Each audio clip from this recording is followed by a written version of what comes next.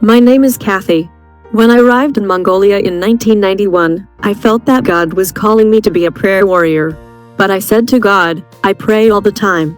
How am I not a prayer warrior? I argued with God. After my husband died, and I remarried, we moved to another Asian country for a while. I sensed God calling me again to be a prayer warrior. I relented and said, okay, I'll pray 3 times a day on the schedule. Miracles began to happen as my husband, 3 young daughters, and I prayed 3 times a day as a family.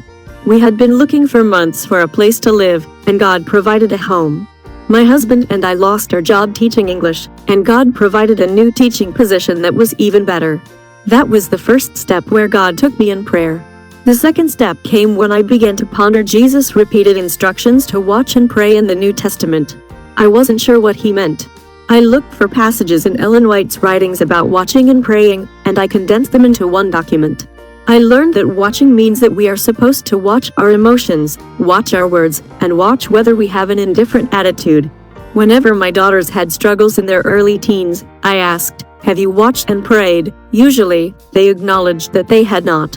We set aside a prayer room in our home where each of us, 3 times a day, privately confessed our sins and weaknesses and asked God to replace them with a loving, humble spirit.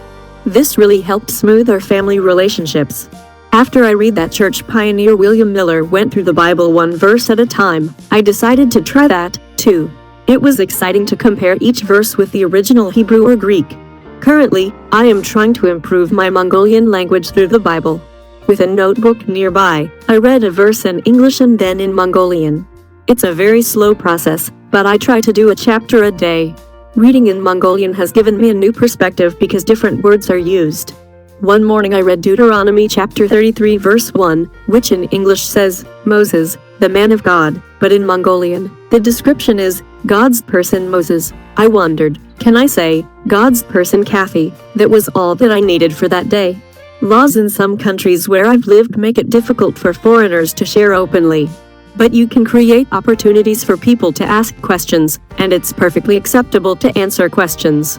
As an English teacher, I took class attendance by asking students to write something on a slip of paper. I took the time to respond to each note. Some students opened up their hearts. Often, it's simply a matter of being friendly and inviting people over to your home. People open up their hearts in one-on-one conversations. That's why I want to improve my Mongolian. My daily prayer echoes the words of Saul when he saw Jesus on the road to Damascus. He said, Lord, what would you have me to do? God reveals his will when we ask, what would you have us to do, in each situation every day.